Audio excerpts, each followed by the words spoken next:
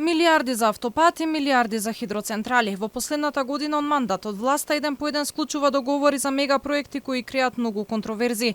Без доволен отчет пред јавноста се стави параф на договорот со Бехтел Јенка, а како најново се договори изградбата на ХЕЦ Чебрен, кој го добива грчката компанија Архиродон. Двата проекта чинат најмалку 2,5 милиарди евра, а договорите за нивна реализација се уште не се познати за пошироката јавност. Стратегијата на власта е информациите во јавноста да ги соопштува дозирано, што според експертите отвора многу дилеми. Клучната е колку реално тие се во интерес на граѓаните, а колку на структури блиски на власта со оглед на информациите кои се фирми и компании се вклучени во сделките, посебно онаа за изградбата на двата коридора. Дел од упатените немаат дилеми дека власта не води грижа за интересот на граѓаните, а ниту ги интересираат забелешките од експертите. Подпишување на штетни договори, да го земеме договорот со Бехтел Јенка, кој се уште не знаеме колку реално се чини, какви све клаузули има таму, кој се до тоа ќе го плати и на крајот не гледаме никаков анализа за бенефитите од тие коридори. После колку години ќе се врати, имаме некаков ќар од градењето на тие коридори.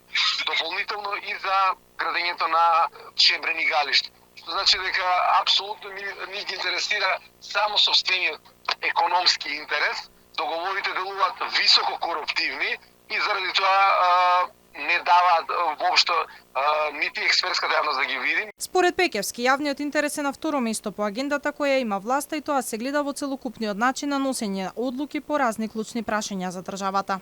Сето она што го прават, вклучително и со носење на закони. Носење на измени на закони во собрание буквално преку ног, со лажно европско знаменце, покажува дека буквално се спремни на се да направат за да ги стуркаат она што тие го зацртале во својата агенда, без при тоа да им значи и мислењето на граѓаните, но им значи мислењето и на експертската јавност. Најголемите проекти во Македонија власта ги реализира без да дознаеме детали за нив. Никој се уште не го видел договорот на 400 страници со Бехтел Јенка за изградба на коридорите 8 и 10D.